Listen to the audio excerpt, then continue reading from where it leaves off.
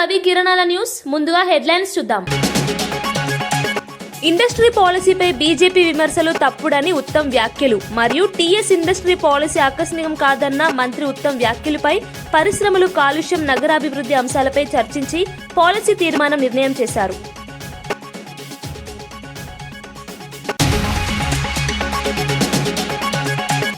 ఉచితాలపై వెంకయ్య వ్యాఖ్యలు తెలుగు రాష్ట్రాల్లో చర్చగా మారాయి. విద్య, వైద్య సేవలకే ఫ్రీ సరిపోతుందన్న వెంకయ్య అభిప్రాయం. స్వావలంబన లేకుండా ఫ్రీలపై ఆధారపడటం ప్రమాదమన్న హెచ్చరిక. మహిళలకు ఫ్రీ బస్సు నిర్ణయం నిజమైన డిమాండా ప్రశ్నిస్తూ వ్యాఖ్యలు.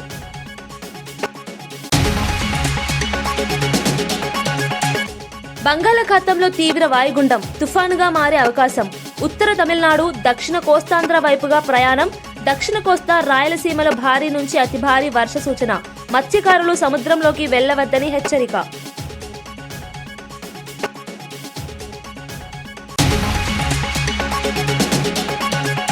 శంషాబాద్ లో స్కై రూట్ ఇన్ఫినిటీ ప్రారంభించిన మోదీ ఇవాళ దేశ తొలి ప్రైవేటు రాకెట్ విక్రమ్-1 ను మోదీ ఆవిష్కరించారు. ఒకే ప్రయోగంతో బహుళ ఉపగ్రహాల లాంచ్ సామర్థ్యంతో Vikram Shamshabad Skyroot campus లో రాకెట్ తయారీ టెస్టింగ్ వరుసగా. రాష్ట్ర ఇండస్ట్రీ పాలసీపై బీఆర్ఎస్, బీజేపీ చేస్తున్న విమర్శలను మంత్రి ఉత్తమ్ కుమార్ రెడ్డి తీవ్రంగా ఖండించారు.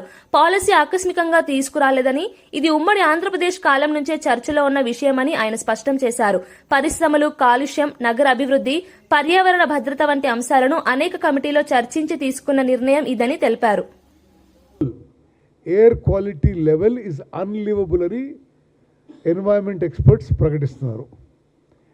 హైదరాబాద్ నగరం ఆ విధంగా కావద్దు, పొల్యూషన్ ఫ్రీ ఉండాలి, కాలుష్య రహితంగా ఉండాలని ఒక దశాబ్దంన్నర నుంచి ఆలోచనలు జరుగుతున్నాయి. ఇండస్ట్రీస్ని ఎంకరేజ్ చేయాలి, ఇన్సెంటివైజ్ చేయాలి. ఔటర్ రింగ్ రోడ్డు లోపలుంటే ప్రసిద్ధ సినీ దర్శకుడు ఎస్ఎస్ రాజమౌళికి బీజేపీ నేత చీకోటి ప్రవీణ్ కఠినమైన హెచ్చరిక జారీ చేశారు. హిందూ భావాలను దెబ్బతీసేలా సినిమాల్లో, వ్యాఖ్యల్లో వ్యవహరిస్తే అది అంగీకారయోగ్యం కాదని ఆయన స్పష్టం చేశారు. దేశవ్యాప్తంగా ఉన్న హిందూ ప్రేక్షకులు రాజమౌళిని ఎంతో గౌరవంతో ఆదరిస్తున్నారని, ఆ ప్రేక్షకుల విశ్వాసాన్ని దెబ్బతీసే ప్రయత్నం ఎవరూ చేయకూడదని చెప్పారు. రాజమౌళి హిందూ సంప్రదాయాలు, ఆచారాలను తక్కువ చేసి చూపుతున్నారనే అభ్యంతరాలు సోషల్ మీడియాలో వస్తున్న నేపథ్యంలో చీకోటి ప్రవీణ్ స్పందించారు. ఒక మూర్ఖుడికి ఒక క్షమాపణ చెప్పాలని ఒక ఆలోచన లేకుంటున్నది. మరి హిందూ ప్రజలందరూ కూడా దీన్ని గమనిస్తున్నారు. ఆల్రెడీ రాజమౌళి గాడు అనే పరిస్థితి వచ్చినది హిందువులంతా కూడా. మరి తక్షణం ఇప్పుడు కూడా సమయం ఉన్నది. తక్షణము హిందూ సమాజానికి క్షమాపణ కోరి మరి నా యొక్క తీరేది కాదని నిరూపించుకోవాలి. లేదంటే డెఫినెట్ గా ఆ భగవంతుడు నీకు ఎట్లాంటి శిక్షలు వేస్తారంటే మీరు ఊహించారు రాజమౌళి.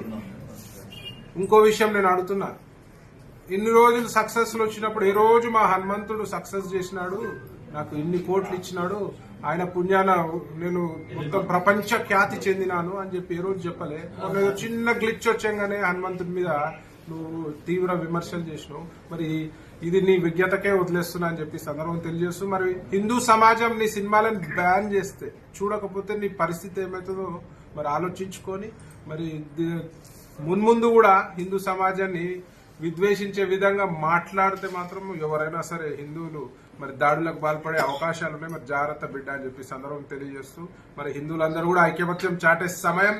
ఎవరు మనపై విషయాన్ని జిమ్ముతున్నారో వాళ్ళకి బుద్ధి చెప్పాల్సిందిగా మనవి చేస్తూ చేస్తున్నాం. ఆంధ్రప్రదేశ్ డిప్యూటీ సీఎం పవన్ కళ్యాణ్ చేసిన వ్యాఖ్యలను ఖండిస్తూ బీఆర్ఎస్ ఎమ్మెల్యే జగదీష్ రెడ్డి తీవ్రంగా మండిపడ్డారు. కోనసీమకు తెలంగాణ వాళ్ళ దిష్టి తగిలిందన్న పవన్ వ్యాఖ్యలు ఎంత బాధ్యతారహిత్యంగా ఉన్నాయో ప్రజలు గమనించాలని ఆయన అన్నారు. అసలు దిష్టి మా తెలంగాణకు ఇన్నేళ్లుగా వాళ్ల వైపు నుంచే తగిలిందని వ్యాఖ్యానించారు. తెలంగాణ సాధించిన అభివృద్ధి, ప్రజల కష్టాలపై నిలదీసే బదులు ఇలాంటి వ్యాఖ్యలు చేస్తూ రాజకీయ ప్రయోజనం కోసం ప్రయత్నిస్తున్నారని విమర్శించారు. మెదడు వాడకుండా నోటికొచ్చినట్లు మాట్లాడే వాళ్ళు కూడా ఉప ముఖ్యమంత్రులు అవుతున్నారంటే రాజకీయాల స్థాయి ఎక్కడికి చేరిందో అర్థమవుతోందన్నారు. దృష్టి ఎడ తగులుతుంది ఏం తెలియదు. అటువంటి వాళ్ళు ముఖ్యమంత్రులు, ఉప ముఖ్యమంత్రులు అవుతున్నారు. ఏం చెప్తాం మరి మనం? మాట్లాడేటప్పుడు ఓ నాలుక కంట్రోల్ లేకుండా, బుర్రకు పని పెట్టకుండా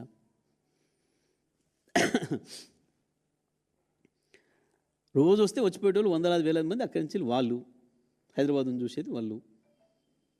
ఏమంటాం మనం, నరదృష్టి పడింది అని అంటాం చాలా విషయాలలో. చూసి వస్తానికి బాగా ఎక్కువ మంది చూసిపోతే ఓ చేనెమ్మడి పోతుంటే బాగుంది ఈ చేను అని చెప్పి అంటారని చెప్పి పాపం దిష్టి బొమ్మలు కట్టుకుంటారు. మరి కట్టుకుంటామే, ఆయన దిష్టి బొమ్మ వద్దన్నాడు, మనం ఆపినామా? పిచ్చి మాటలు, తెలివి తక్కువ మాటలు, మైండ్లెస్. తిరుమల ప్రసిద్ధ నైవేద్యమైన శ్రీవారి లడ్డు అంశంపై జరుగుతున్న వివాదాలకు స్పందించిన ఎంపీ వైవి సుబ్బారెడ్డి కీలక వ్యాఖ్యలు చేశారు. అనేకేళ్లుగా ఒకే విధానంలో టెండర్ల ప్రక్రియ కొనసాగుతుందని చెప్పారు. చంద్రబాబు ముఖ్యమంత్రిగా ఉన్న సమయంలోనూ, జగన్ ముఖ్యమంత్రిగా ఉన్న సమయంలోనూ అదే పద్ధతి అమల్లో ఉందని తెలిపారు. లడ్డు తయారీ, సరఫరా, నాణ్యత పరంగా ప్రత్యేక నియమాలున్నాయని వాటిని ఎవ్వరూ మార్చలేదని స్పష్టం చేశారు. Dragged into political battles. Over the past few months, a calculated misinformation campaign has targeted about the Laddu Prasadams, alleging the use of altered ghee without any laboratory proof or official confirmation. The sit inquiry ordered by the Honorable Supreme Court is still underway. Yet the selective leaks and speculative figures are being circulated, damaging TTD's reputation and deeply hurting the sentiments of devotees spread over all over the world. When claims first emerged with animal fat was being mixed in the prasadam, it was stated none other than the Chief Minister, Mr. Chandrababu Naidu, saying that during YSR Congress Party regime, in preparation of laddus, instead of cow ghee, animal fat is used. I immediately, because it went to viral and it is affecting the sentiments of the crores of the devotees. So I immediately filed a writ petition in the public interest before the Honorable Supreme Court. Because protecting the Tirumala sanctity is a sacred responsibility. If I were guilty, why would I approach the Supreme Court myself? The Honorable Supreme Court has already cautioned political parties not to drag Tirumala into partisan narratives. Yet that warning continues to be ignored. Since SIT investigation is going on, even today there is no clarity on two basic issues. One, did the suspected ghee tankers were ever enter into preparation of Laddu Prasadams, which were supplied in June 24, as claimed by them? అగృతి జనం బాట కార్యక్రమంలో భాగంగా MLC కవిత కామారెడ్డిలో పర్యటించారు. ఉదయం నుంచే స్థానిక నాయకులు, మహిళా సంఘాలు, రైతు సంఘాలు కలిసి ఆమెను స్వాగతించాయి. తర్వాత వ్యవసాయ రంగానికి కీలకంగా మారుతున్న నాగమడుగు లిఫ్ట్ ఇరిగేషన్ ప్రాజెక్టును కవిత ప్రత్యక్షంగా పరిశీలించారు. స్థానిక రైతులు ఎదుర్కొంటున్న నీటి సమస్యలు, పంప్ హౌస్ పనితీరు, కాలువల పరిస్థితిపై అధికారులు వివరించారు. కవిత ప్రాజెక్టు ద్వారా సాగునీరు చేరే గ్రామాల్లో ఉన్న ప్రయోజనాలను రైతులతో కలిసి చూశారు. అనేకేళ్లుగా తమకు ఎదురవుతున్న అనిశ్చితిని ఈ ప్రాజెక్టు తొలగిస్తుందని రైతులు చెప్పారు.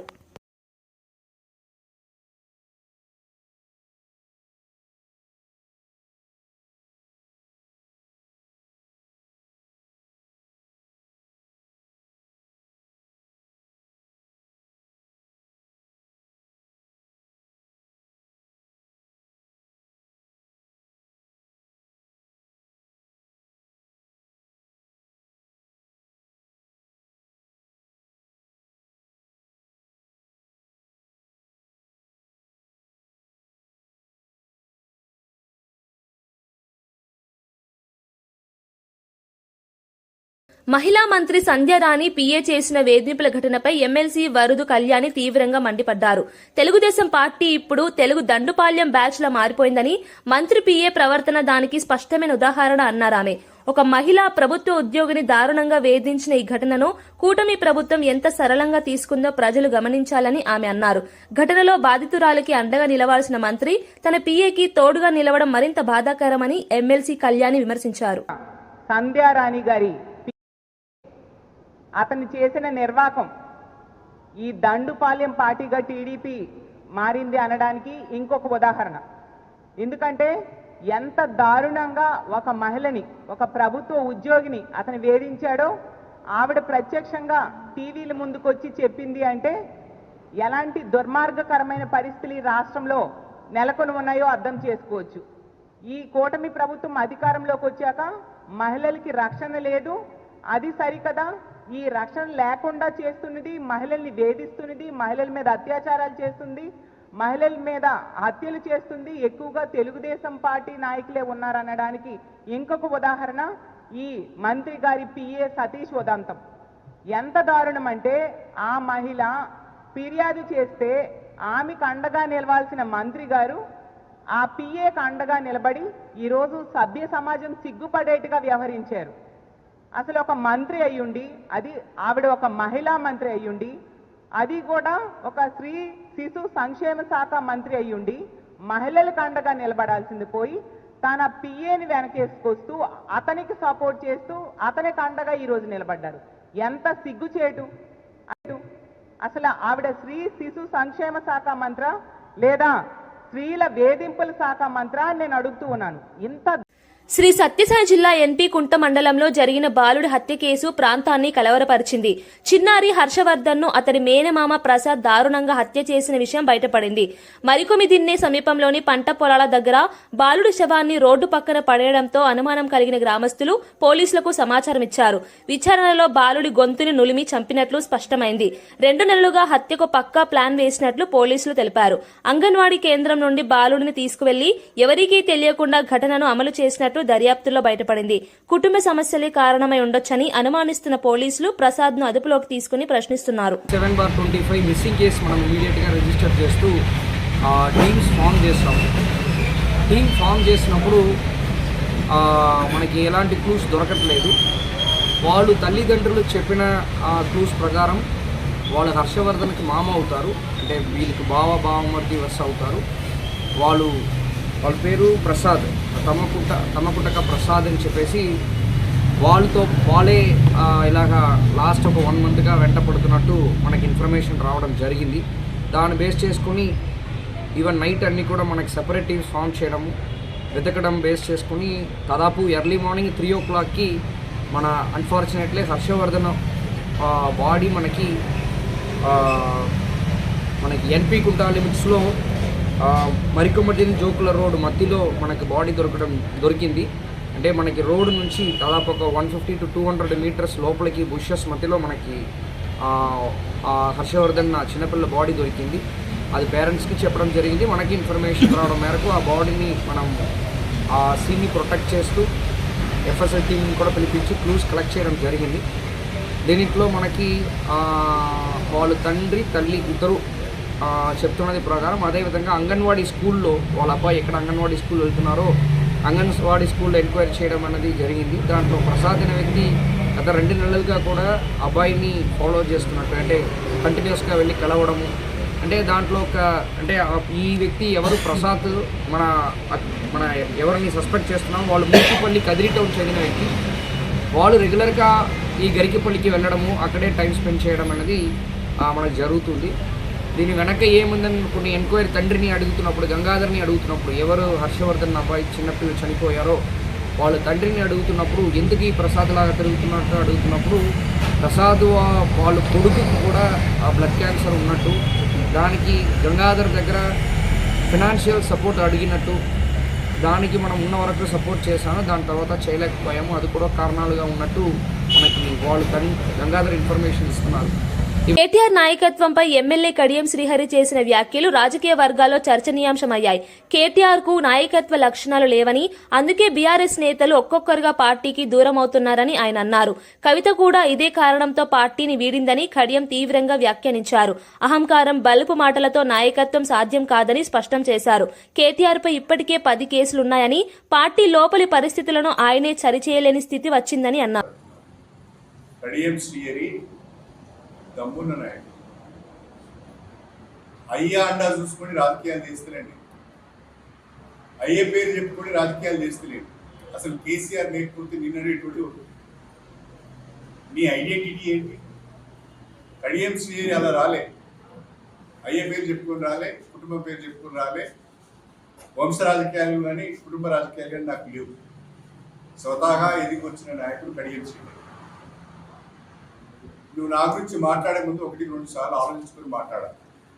నేను అడుగుతున్నా కేటీఆర్ గారిని, విలువల గురించి, నీతి గురించి నువ్వు మాట్లాడు.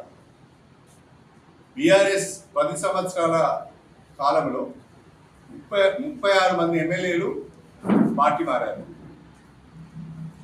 పార్టీ మారిన వాళ్ళలో 2 మీరు మంత్రులుగా కూడా చేశారు, మీ ప్రభుత్వంలో పనిచేశారు.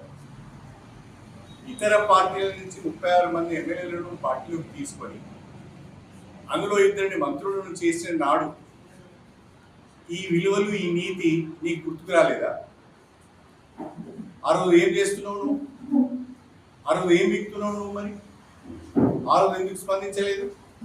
మనం చేసేది తప్పు అని కేసీఆర్కి ఎందుకు చెప్పలేదు? అంటే ఆనాడు మీరు పార్టీ ఫిరాయించిన వాళ్ళను తీసుకొని 5 ఏళ్ళు వాళ్ళతో కలిసి పనిచేసి వాళ్ళకి మంచి పదవులు ఇచ్చి ఊరేగి ఇప్పుడు ఫిరాయింపులు, నీతి, విలువల గురించి మీరు మాట్లాడుతున్నారు. మీకు ఆ నైతిక హక్కు ఉన్నదా అని నేను అడుగుతున్నాను.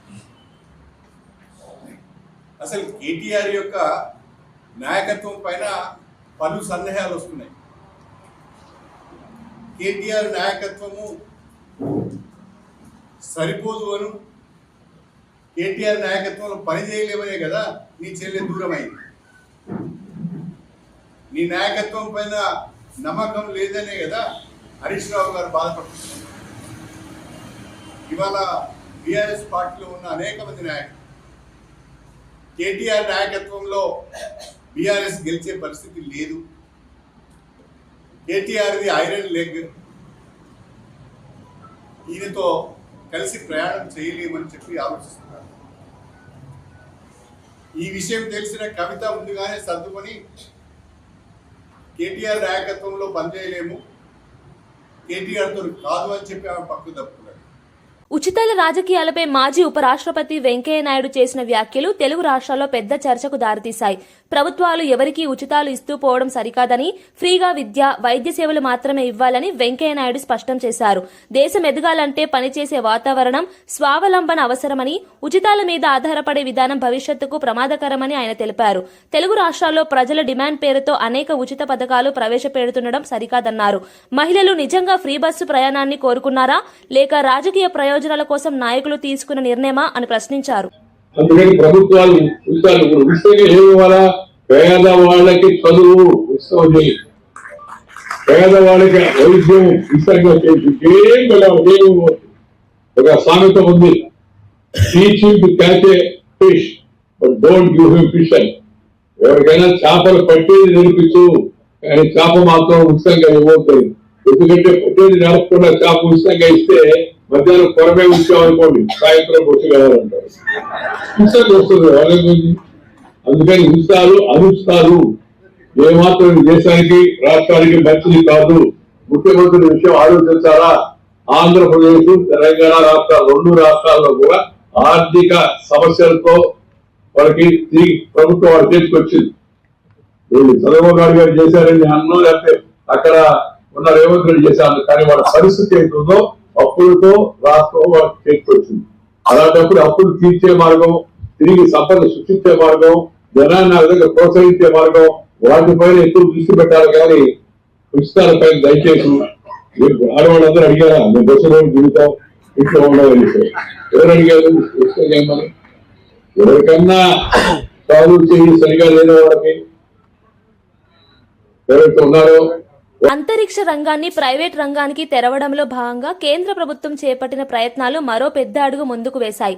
హైదరాబాద్ శంషాబాద్ ప్రాంతంలో స్కైరూట్ ఇన్ఫినిటీ క్యాంపస్ ను ప్రధాని నరేంద్ర మోదీ ఇవాళ వర్చువల్ గా ప్రారంభించారు. ఈ సందర్భంగా దేశంలోని తొలి ప్రైవేట్ కమర్షియల్ రాకెట్ విక్రమ్ 1 ను కూడా ఆవిష్కరించారు. స్కైరూట్ ఏరోస్పేస్ సంస్థ అభివృద్ధి చేస్తున్న ఈ రాకెట్ కు ప్రత్యేకత ఏమిటంటే ఒకే ప్రయోగంలో బహుళ ఉపగ్రహాలను నిర్దిష్ట కక్షల్లో ప్రవేశపెట్టే సామర్థ్యం ఉండటం. దీనివల్ల ప్రయోగ ఖర్చు గణనీయంగా తగ్గడంతో పాటు చిన్న ఉపగ్రహాల ప్రయోగాలకు వేగవంతమైన అవకాశాలు లభిస్తాయని నిపుణులు చెబుతున్నారు. ఇన్ఫినిటీ క్యాంపస్ లో రాకెట్ తయారీ నుండి టెస్టింగ్ వరకు అన్ని సౌకర్యాలను స్కైరూట్ ఏర్పాటు చేసింది.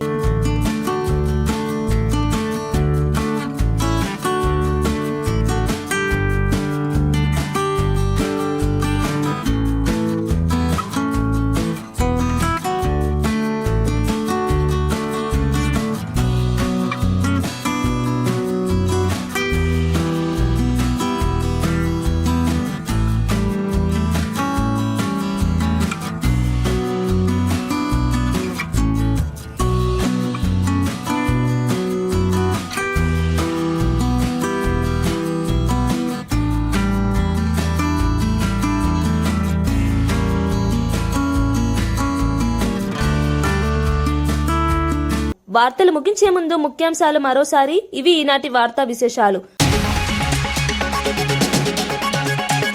ఇండస్ట్రీ పాలసీపై బీజేపీ విమర్శలు తప్పుడని ఉత్తమ్ వ్యాఖ్యలు మరియు టీఎస్ ఇండస్ట్రీ పాలసీ ఆకస్మికం కాదన్న మంత్రి ఉత్తమ్ వ్యాఖ్యలపై పరిశ్రమలు, కాలుష్యం, నగరాభివృద్ధి అంశాలపై చర్చించి పాలసీ తీర్మానం నిర్ణయం చేశారు.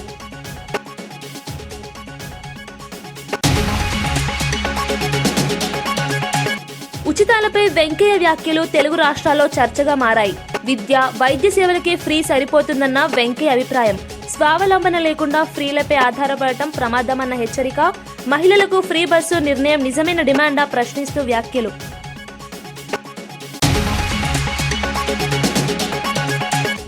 బంగాళాఖాతంలో తీవ్ర వాయుగుండం తుఫానుగా మారే అవకాశం. ఉత్తర తమిళనాడు, దక్షిణ కోస్తాంధ్ర వైపుగా ప్రయాణం. దక్షిణ కోస్తా, రాయలసీమలో భారీ నుంచి అతి భారీ వర్ష సూచన. మత్స్యకారులు సముద్రంలోకి వెళ్లవద్దని హెచ్చరిక.